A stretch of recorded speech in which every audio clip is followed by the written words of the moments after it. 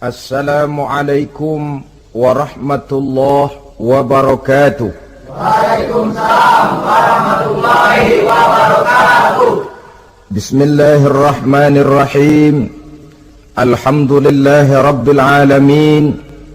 Wassalatu wassalamu ala ashrafil anbiya'i wal mursalin, sayyidina wa maulana Muhammadin wa ala alihi wa ashabihil mujahidin at-tahirin, amma ba'du. Saudara-saudara kaum muslimin rahimakumullah, kalau setiap muslim ditanya kepengen punya anak macam apa, saya yakin jawabannya pasti sama, kepengen punya anak soleh. Betul apa betul? Betul. Apa ada di sini yang kepengen punya anak jadi garong? Tidak. Saya kira jangankan kita yang insya Allah termasuk orang baik-baik, orang yang tidak baik saja tidak pengen kok anaknya tidak baik. Maling saja tidak pengen anaknya jadi maling. Copet saja tidak kepengen anaknya jadi copet. Dia masih bisa bilang sama anaknya, "Nak, bapakmu sudah kadung jadi maling, kamu jangan nurunin." Itu yang ketahuan malingnya. Maling saja tidak pengen kok anaknya jadi maling, apalagi yang bukan maling. Tapi anak yang soleh ini, saudara, bukan proses yang sekali jadi. Anak soleh tidak akan muncul dengan simsalabim. Anak soleh tidak muncul dengan slogan. Prosesnya sudah diawali oleh pribadi sang calon bapak dan calon ibu daripada anak itu. Itulah sebabnya untuk mendapatkan anak yang soleh ada dua usaha yang harus dilaksanakan. Pertama, usaha zohir, artinya usaha yang kelihatan oleh pandangan mata. Apa saja yang termasuk usaha zohir ini? Pertama, pribadi calon bapak dan calon ibunya. Kalau bapaknya ahli sujud, ibunya gemar hadir di majelis taklim, meresap ke dalam kepribadian anak, ikut membentuk dirinya, sifat-sifat yang baik ini diharapkan akan menurun kepada si anak. Pribadi calon bapak dan calon ibu. Sebab ma fil aba fil abna. Bagaimana kebiasaan orang tua, begitulah anak. Kata pepatah, kalau bapak kencing berdiri, jangan heran anaknya kencing kabur. Kalau bapaknya bangun pagi jam 8, insya Allah anaknya jam 9. Jangan berharap anak mau sholat subuh. Kenapa? Bapaknya kasih contoh macam itu. Lalu suasana di rumah tangga, termasuk yang dimakan, yang diminum, termasuk pakaian kedua orang tuanya, ikut membentuk proses anak yang soleh ini. Kita kan tahu Rasulullah Shallallahu Alaihi Wasallam bersabda di dalam hadisnya, "Inna ahadakum yujma'u khalquhu fi batni ummihi arba'ina yawman nutfah." Tiap kamu diciptakan Allah dalam rahim ibunya itu 40 hari nutfah. Nutfah itu maaf air kotor yang kalau ketemu di jalan kita jijik, dijual juga nggak laku. Tapi kita berasal dari situ. Dan itu dihasilkan dari saripati makanan yang dimakan oleh sang calon bapak, sang calon ibu. Kalau calon ibu dan calon bapak senang memakan makanan yang haram, senang meminum minuman yang haram, maka itu akan melahirkan saripati makanan yang membentuk sperma yang dihasilkan dari makanan-makanan haram. Itu pun akan ada pengaruhnya dalam proses pembentukan anak yang soleh. Saya dulu berpikir, kenapa Islam ini kok kelihatannya sedikit-sedikit mesti ada doanya. Orang mau makan ada doanya, orang mau berpakaian ada doanya, berdiri di muka cermin berkaca ada doanya. Sampai seorang istri mau bergaul dengan suaminya ada doanya. Pemikiran ini terjawab setelah saya telaah dan menemukan di dalam kitab Ihya-nya Imam Al-Ghazali, diceritakan di sana bahwa iblis yang tugasnya menggoda orang-orang kafir badannya gendut-gendut, sedangkan iblis yang tugasnya menggoda orang Islam badannya kurus, krempeng, ceking kayak morfinis. Satu hari ketemu di jalan karena satu profesi, ngobrol. Ini iblis yang tugasnya menggoda orang kafir bertanya kepada iblis yang tugasnya menggoda orang Islam, badanmu kenapa kurus macam begitu? Kata yang menggoda orang Islam, bagaimana saya tidak mau kurus? Saya ini ditugaskan menggoda orang-orang Islam. Orang Islam itu kalau dia mau minum, dia baca bismillah. Bismillah racun, saya nggak bisa ikut minum. Dia mau makan, baca bismillah. Bismillah racun lagi, saya nggak bisa ikut makan. Dia mau tidur, tarik selimut, dia baca bismika Allahumma ahya wa amut, racun lagi aja. Saya nggak bisa tidur di selimut, terpaksa tidur di emper, mana keanginan. Dia mau bergaul sama istrinya, dia baca Allahumma jannibna syaitan wa jannibi syaitan fima razaqtana, racun lagi. Saya nggak bisa bantuin, cuma ngeliatin dari jauhan. Bagaimana nggak kurus makan hati? Kata iblis yang badannya gendut-gendut, untung benar saya menggoda orang kafir yang nggak ada bacaan apa-apanya. Dia makan, saya ikut makan. Dia minum, saya ikut minum. Dia tidur di selimut empuk, saya masuk ke dalamnya. Dia bergaul sama istrinya, dikit-dikit saya bantuin.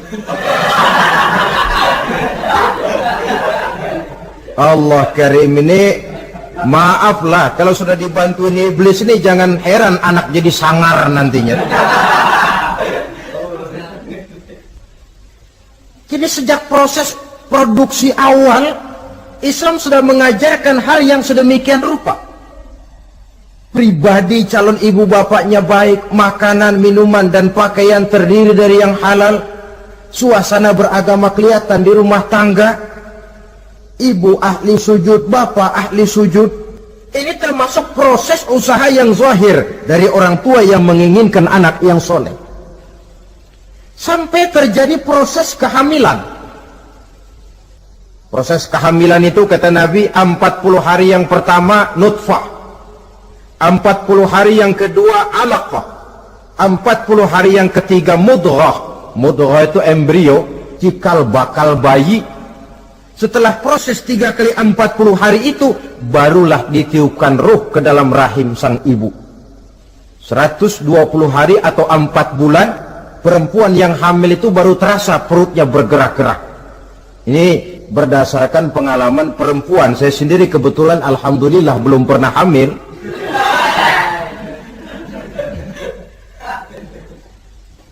Saudara-saudara, sampai usia kehamilan itu 7 bulan, ada tradisi yang disebut 7 bulanan. Itu tradisi dilaksanakan baik, tidak pun tidak apa-apa.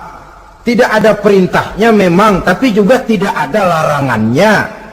Apalagi berkumpul orang membaca ayat-ayat Al-Quran, memohon doa dan sebagainya. Sebab pada kandungan 7 bulan ini, embrio sudah mengarah kepada bentuk positif dari wujud manusia.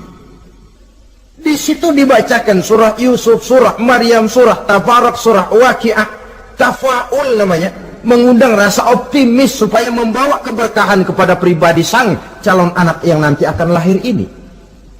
Tapi jangan lupa orang tuanya mulai dengan soleh dulu.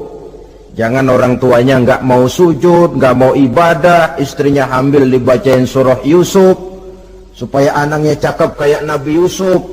Begitu keluar anaknya kepalanya segi 4 kayak kaleng kerupuk. Apa surah Yusuf yang salah? Tentu saja orang tuanya yang tidak memulai kesolehan itu sendiri.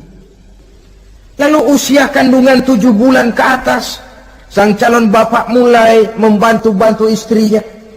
Kalau malam diusapi perut istrinya yang sedang hamil berat itu, sambil dibacakan surah Al-Insyirah, ya ngusap-ngusap sayang, bukan ngusap gemes. Alam nashrah laka sadrak wa wada'na anka wizrak allazi anqadha dhahrak, supaya Allah memberikan keringanan kepada kehamilan istrinya sampai kepada proses kelahirannya. Begitu sang jabang bayi brol lahir ke alam ini, sudah dicegat lagi oleh ajaran agama, diazankan. Diriwayatkan oleh Abi Dawud, kana Rasulullah sallallahu alaihi wasallam azana al-Hasan wal Husain fi uzunaihi al-yumna wa aqama fi uzunaihi al-yusra. Adalah Rasul mengazankan cucunya Hasan dan Husain di telinga kanan, mengkomatkan di telinga kiri. Bayi muslim lahir ke dunia dicegat dengan suara azan. Apa sebab? Bayi yang baru lahir ke dunia ini ibarat kaset kosong. Kalau kaset kosong dipakai merekam, daya rekamnya kuat. Maka bayi yang baru lahir ini, sebelum sempat dia dengar cintaku sedalam lautan Atlantik, belum sempat dia dengar gelas-gelas kaca, belum sempat dia dengar tembok derita,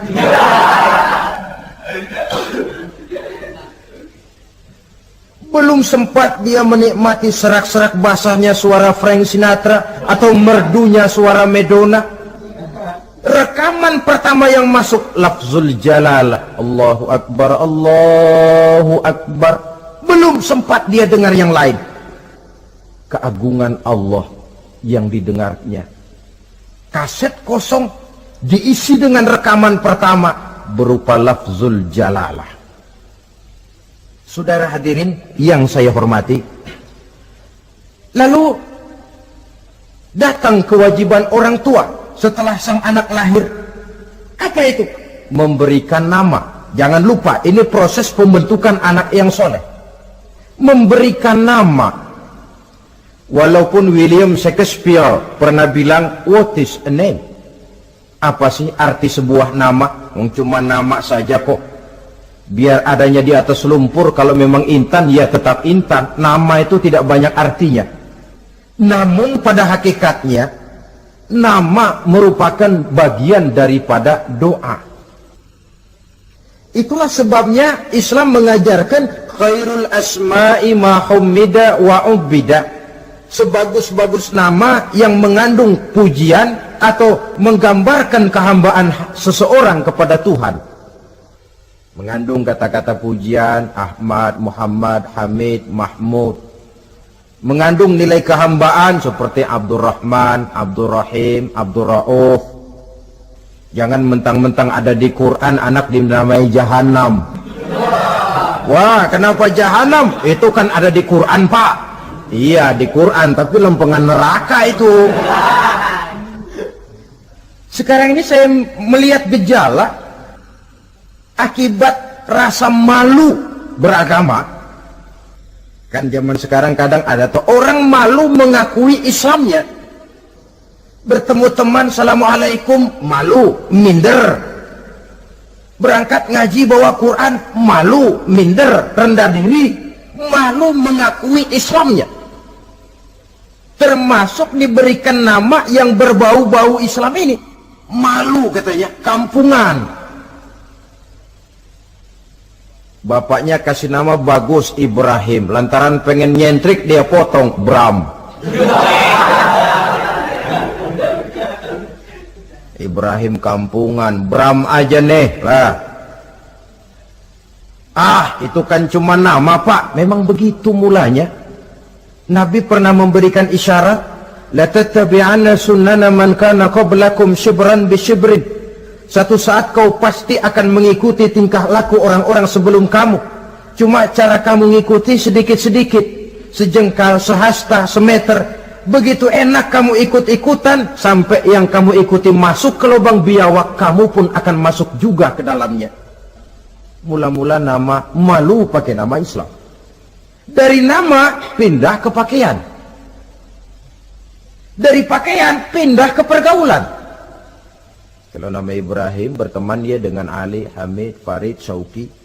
Sudah pakai nama Bram, masa Bram temennya soleh, nggak nyetel Kalau Bram kan temennya si Bleki. Nah, kalau sudah pindah ke pergaulan, yang saya khawatir pindah agama tidak terasa. Pindah agama tidak lagi terasa. Ini yang kita khawatir. Itulah sebabnya membudayakan nama yang baik ini perlu kita pelihara.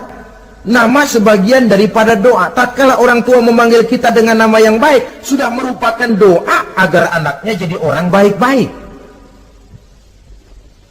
Saudara hadirin yang saya hormati, setelah memberikan nama yang baik, kewajiban berikutnya dari orang tua muslim ialah wa ayyu'adzibahu, kata Nabi, memberikan pendidikan.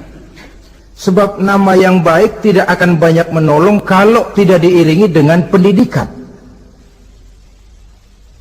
Nama saja Muhammad Mukmin, kerjaan ngadu ayam.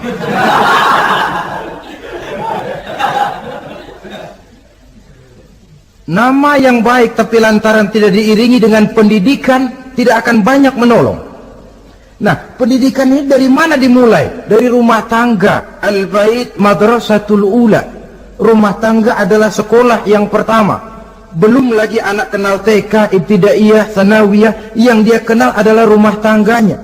Gurunya adalah ibu bapaknya. Dan proses mendidik anak ini tentu merupakan proses yang panjang, memerlukan pengorbanan dari kedua orang tuanya. Namun prinsip lebih baik sekarang orang tua berkorban daripada menjadi korban. Kalau orang tua tidak mau berkorban untuk mendidik anaknya, percayalah pada suatu saat dia akan jadi korban, dilawan oleh kebrutalan anaknya sendiri.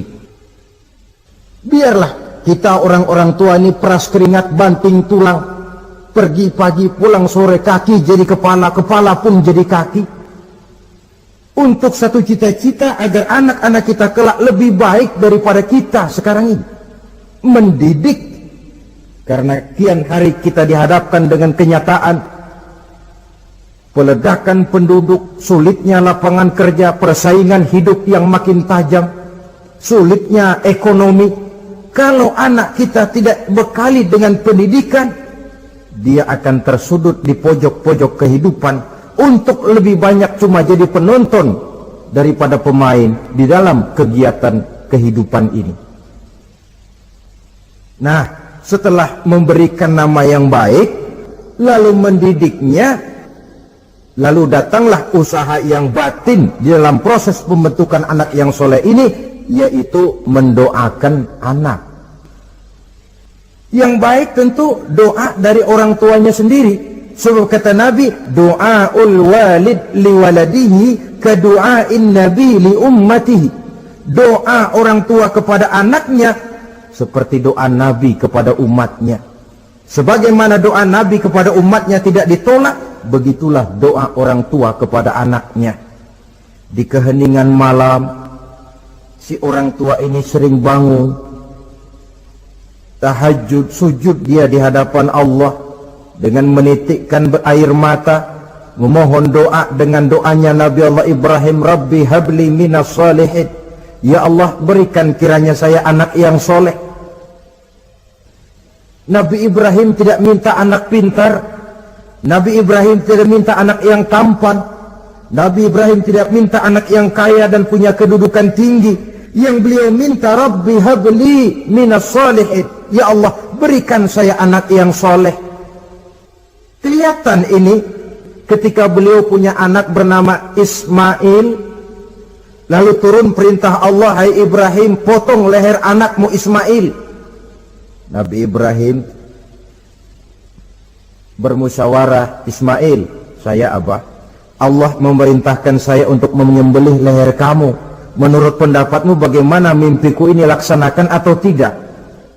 Apa jawab Nabi Ismail? Ini bukti doa anak soleh. Abah, kalau memang itu benar perintah Allah, laksanakan Abah.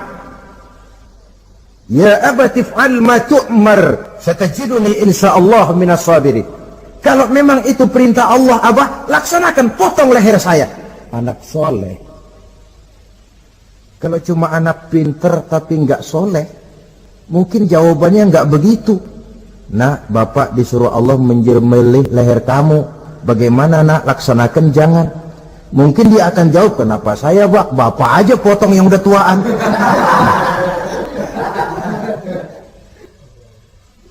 Doa orang tua kepada anak. Atau boleh juga doa orang lain yang diyakini kesolehannya oleh orang tua tadi. Mengundang Pak Ustadz, Pak Kiai ke rumah, tolong doakan anak saya. Tidak ada salahnya. Sebab Nabi mengajarkan, aksiru minan nas bidu'ail khair, fa innaka la tadri min ayyi fahin yuqbal. Banyak-banyaklah minta doa kebaikan dari orang lain, sebab kamu tidak tahu dari mulut yang mana doa itu diterima Allah. Mungkin saja orang menurut pandangan kita kere, miskin, tidak dipandang orang lain, tapi kalau doanya Allah mau terima, siapa yang sanggup menghalangi? Banyak-banyaklah minta doa kebaikan dari orang lain, sebab tidak seorang pun tahu dari mulut yang mana doa itu akan diterima Allah. Doa orang tuanya. Inilah hikmah khitan yang pertama, proses pembentukan anak yang soleh. Yang kedua, khitan itu menanamkan kepada anak-anak muslimin sikap berani menghadapi hidup. Di waktu kecil sudah dilatih mengalirkan darah. Seolah-olah orang tuanya berkata, nak, hidup ini adalah perjuangan, nak. Perjuangan itu peras keringat, banting tulang, mengalirkan darah, kadang-kadang mengorbankan nyawa. Hidup bukan undian, nak. Jangan mengharap untung besar tanpa mau peras keringat. Berani hidup artinya berani menghadapi segala resiko yang ada di dalam hidup. Di zaman sekarang banyak orang yang takut menghadapi hidup.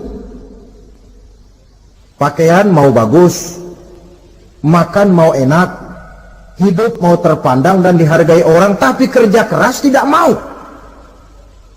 Paling-paling istilah orang maunya cuman hardolin. Hardolin itu bahasa Jerman, artinya dahar modal ulin. Santai. Ini kan takut menghadapi hidup, atau melihat bahwa stres hidup begitu tinggi, lalu mengundi-ngundi hidup. Dipertaruhkannya hidup di meja judi, dipertaruhkannya hidup di gunung-gunung, memuja-muja setan dan sebagainya. Itu pun termasuk orang yang takut menghadapi hidup, tidak berani menghadapi resiko yang ada di dalamnya. Cuma khayal saja membumbung tinggi, tapi keberanian untuk bekerja keras tidak ada. Anak-anak muslimin sejak dini, sejak masih kecil sudah dilatih mengalirkan darah.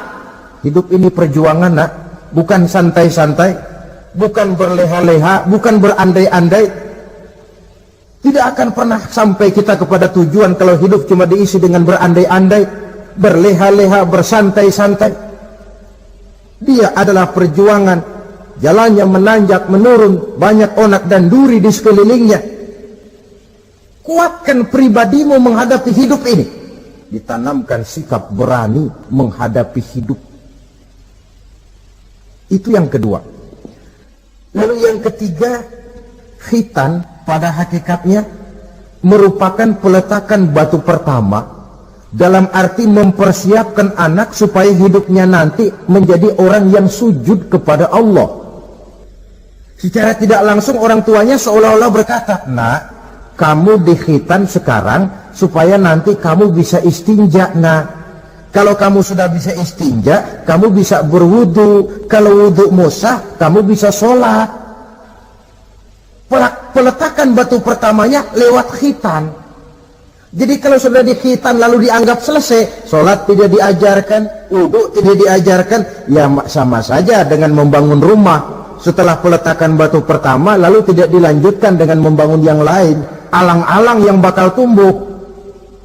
Sebab dalam realitanya nanti bukan cuma tubuh kita yang dikhitan, harta kita nanti dikhitan. Cuma khitan harta namanya zakat, infak, sodakoh. Itu kan harta dikhitan supaya bersih. Khitan juga namanya. Karenanya mengkhitan anak, mempersiapkan anak agar menjadi hamba Allah yang sesungguhnya, menjadi manusia yang sujud kepada Allah Tuhannya. Itu merupakan prakondisi ke arah pembentukan manusia yang kelak akan sujud kepada Allah Rabbul Jalil. Peletakan batu pertama mempersiapkan anak untuk hidup melaksanakan ibadah, dan ini tujuan hidup. Allah jelaskan, wa ma khalaqtul jinna wal insa illa liya'budun. Aku tidak ciptakan jin dan manusia melainkan untuk beribadah kepadaku. Masalah paling pokok bukan bertanya mengapa kita diciptakan oleh Allah, karena kita memang sudah ada. Masalah paling pokoknya ialah untuk apa kita diciptakan oleh Allah. Kalau saudara bertanya mengapa saya dibikin oleh Allah, itu hak Allah untuk menjawabnya. Manusia buntu. Sebab itu pertanyaan kita bukan mengapa kita diciptakan Allah, tetapi untuk apa kita diciptakan Allah. Yang bisa jawab tentu yang bikin manusia. Seperti juga kita tanya, Pak, untuk apa Bapak bikin bangku? Yang bisa jawab pasti ya yang bikin bangku toh. Sebagai pembikin, dia tentu lebih tahu untuk apa bangku itu dibikin. Untuk apa manusia diciptakan Allah? Jawabannya datang dari Allah. Wa ma khalaqtul jinna wal insa illa liya'budun. Aku tidak menciptakan jin dan manusia kecuali untuk melaksanakan ibadah kepadaku. Ini rupanya tujuan penciptaan manusia, agar kita menjadi orang-orang yang hidup melaksanakan ibadah dalam pengertian yang seluas-luasnya. Sejak ibadah pribadi yang langsung antara kita dengan Allah, seperti sholat, puasa, zakat, haji, sampai kepada ibadah yang tersalur melalui kehidupan bermasyarakat. Umpamanya membangun, memelihara kesehatan, menjaga keamanan di kampung, yang kalau kita niatkan untuk mencapai ridho Allah, insya Allah itu akan bernilai ibadah. Tujuan penciptaan manusia ternyata tidak lain untuk melaksanakan ibadah. Prestasinya di hadapan Allah bergantung kepada sampai sejauh mana nilai ibadah itu dilaksanakannya. Ini yang ketiga. Yang keempat, hikmah daripada khitan itu dari sisi orang tua, menempatkan perintah Allah di atas perasaan dan kepentingan pribadi. Ada enggak orang tua yang enggak sayang sama anaknya? Semua orang tua sayang kepada anaknya. Jangan anak sampai dipotong mengalirkan darah. Anak main saja, main layang-layang, jatuh, pulang kakinya berlumur darah, sudah ribut orang tuanya. Kenapa nak? Kenapa sayang? Kenapa raja? Aduh, raja lah kita. Tapi ini perintah Allah. Perasaan pribadi, kepentingan pribadi kalah oleh perintah Allah. Ini mestinya watak seorang muslim. Kalau sudah begitu perintah Allah, begitulah kita laksanakan. Soal keberatan pribadi, perasaan pribadi, kepentingan pribadi, nomor belakang. Yang penting perintah dilaksanakan. Cobalah kalau khitan itu, anak yang begitu kita sayangi, pada umur sedang lucu-lucunya, dipegangi dia, lalu dikhitan. Kadang dia menangis, mengalirkan darah, sakit dia 2-3 hari belum bisa berjalan dan bermain dengan teman-temannya. Tapi ada rasa luas dalam hati orang tua. Kenapa? Alhamdulillah ya Allah, perintahmu sudah saya laksanakan. Perasaan pribadi itu ditekan oleh perintah Allah. Perintah Allah di atas perasaan dan kepentingan pribadi. Kalau perasaan ini sudah kita miliki, itu pertanda nilai iman kita sudah mapan. Tidak cuma dalam khitan, dalam berbagai perintah agama. Hari Jumat berangkat kita dagang. Begitu 11:30 mendadak banyak yang beli, laku lagi. Sudah kedengaran suara azan, hayya 'alas shalah, hayya 'alal falah, pembeli makin banyak. Disitulah barometer iman kelihatan. Terusin melayani pembeli dan dapat untung banyak, atau perintah Allah yang sudah memanggil-manggil itu. Kalau perintah Allah di atas perasaan dan kepentingan pribadinya, dia akan tinggalkan dagangan itu. Dia akan bergegas menuju panggilan Allah.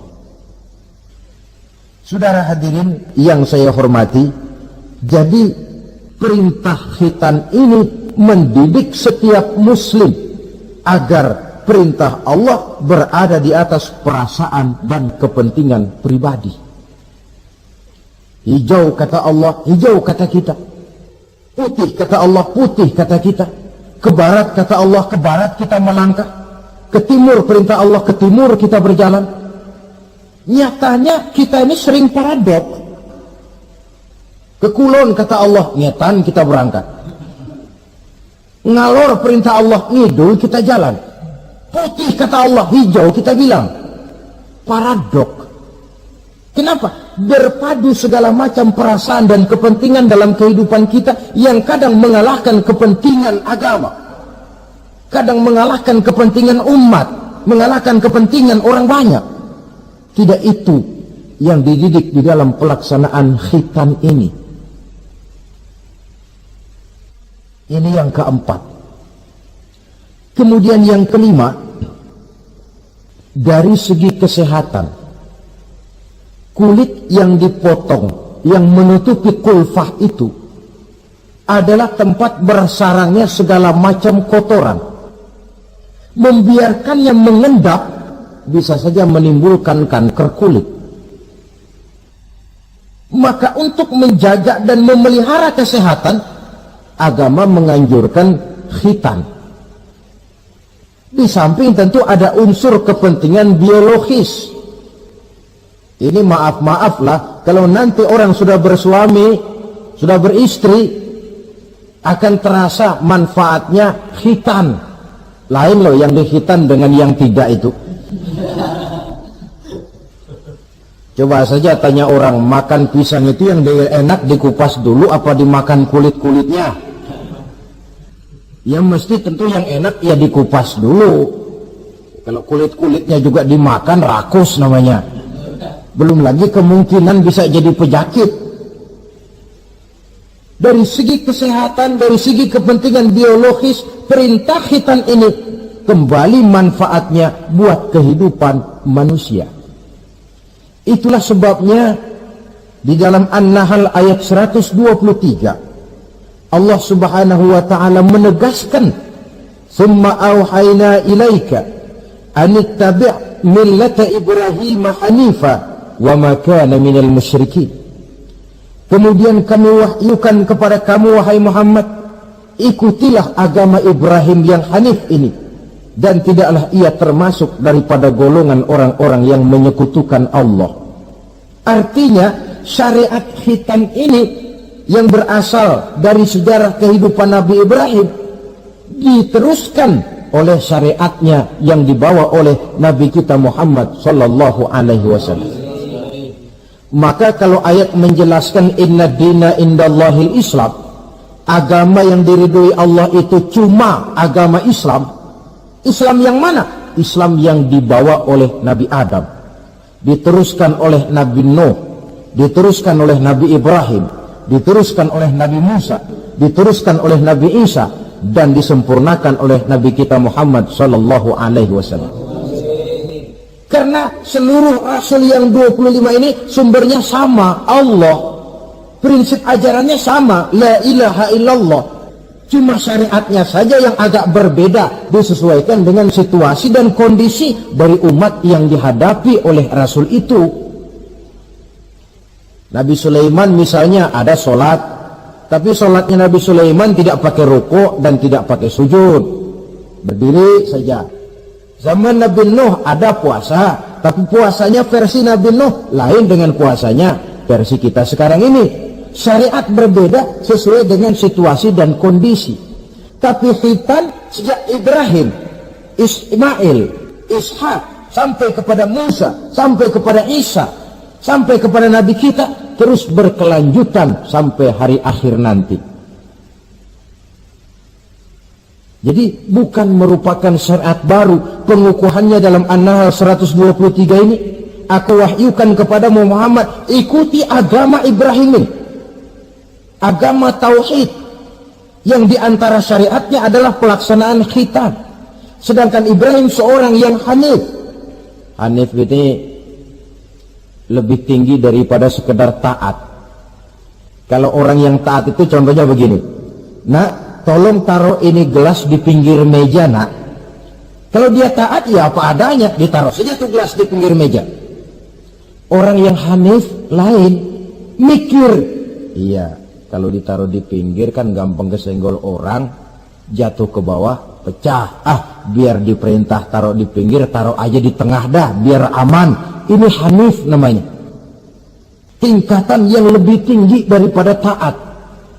Nabi Ibrahim seorang yang hanif.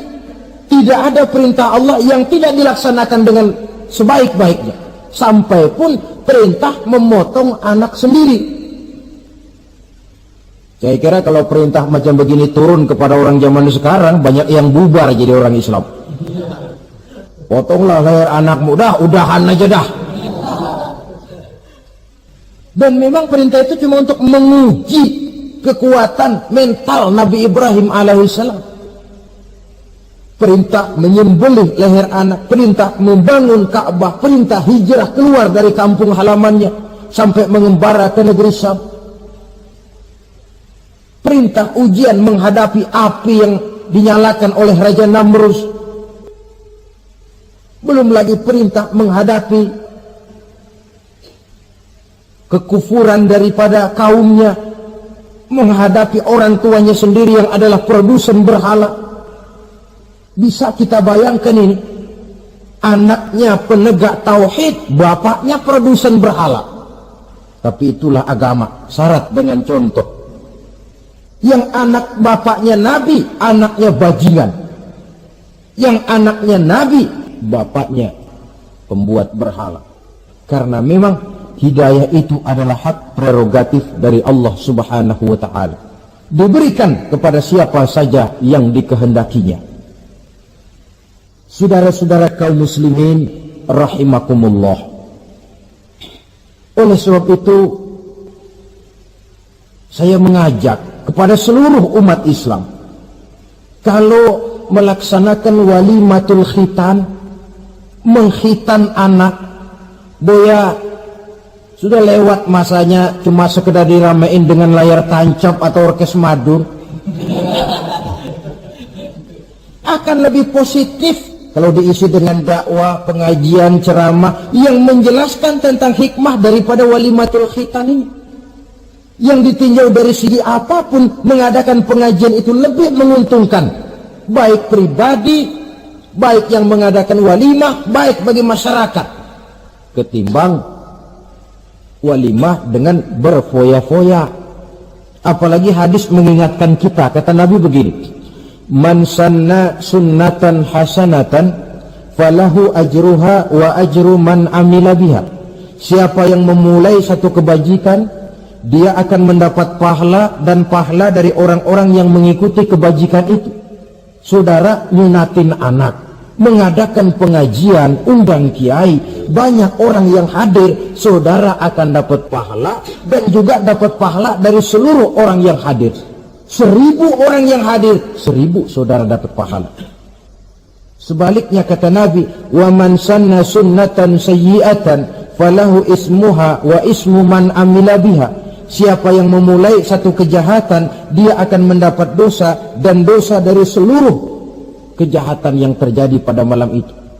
Jadi kalau saudara nyunatin anak, pesta, mengundang apa film, apa orkes, maka seluruh maksiat yang terjadi pada malam itu di tempat itu, saudara ikut dapat dosanya. Kenapa? Sponsornya saudara. Ya, tapi kan saya nggak suruh mereka maksiat, Pak. Betul. Tapi bisanya mereka maksiat kan karena sarana disediakan. Sponsornya itu. Jadi sponsor kebajikan mendapat pahala, sebagaimana sponsor kejahatan pun akan mendapat pahala dari nilai kejahatan yang ditimbulkannya. Belum lagi segi keberkahannya, belum lagi banyaknya orang-orang yang berdoa, 1, 2, 3, 40 orang berkumpul mendoakan anak kita. Masuk dalam hadis doaul arba'in ka doail wali. Doa 40 orang yang berkumpul sudah sama dengan doanya seorang wali. Jangan, inilah yang sering saya istilahkan, kita ini kadang-kadang kontradiksi. Nikah secara Islam, ngadep penghulu, ada 2 saksi, pakai ijab kabul. Tapi nanti pestanya secara Nasrani, gaya hidup rumah tangganya gaya Yahudi. Nikahnya, khitannya cara Islam, pestanya gaya Yahudi, pendidikan anaknya cara Nasrani. Akhirnya pribadi anak jadi tidak karu-karuan, terlalu banyak diwarnai.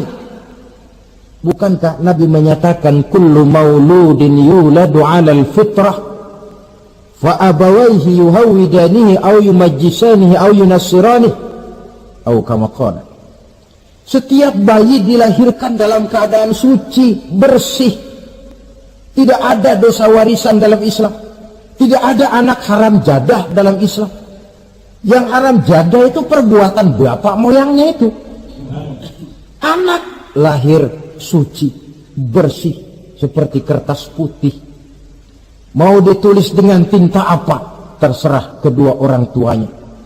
Setiap bayi dilahirkan suci, kata Nabi. Orang tuanya yang menjadikan dia Yahudi, menjadikan dia Nasrani, atau menjadikan dia Majusi. Kadang tanpa terasa. Bapaknya Muslim, ibunya Muslimah, tapi anaknya belajar di sekolah Nasrani. Ini kan sudah yunasirani, menasranikan anak. Sekolahnya di sekolah Yahudi, sekolahnya di sekolah Majusi, menjadi pemuji api. Dan anak lebih dari sekedar buah mata, belahan hati. Dia adalah amanah dari Allah. Gara-gara anak, orang tua bisa sampai ke surga. Pun gara-gara anak, banyak orang tua masuk neraka. Amanah yang disia-siakan akan menjadi beban daripada orang tua itu sendiri. Oleh karena itu, sekali lagi saya mengajak, hidupkan tradisi yang baik dengan memperbanyak pengajian-pengajian, baik dalam walimatul khitan, walimatul arus, atau berbagai kesempatan yang memang mungkin untuk itu. Makin banyak dakwah dan pengajian, insya Allah makin terasa akibat positifnya bagi masyarakat, agama, bangsa, dan negara yang kita cintai ini. Nah, saudara, inilah selintas tentang khitan pada pertemuan kita kali ini. Mudah-mudahan ada hikmahnya. Terima kasih banyak atas segala perhatian. Mohon maaf atas segala kekurangan. Usikum wa nafsi bitaqwallah. Aqulu qawli hadha fa astaghfirullahal azim li wa lakum. Wassalamu alaikum warahmatullahi wabarakatuh.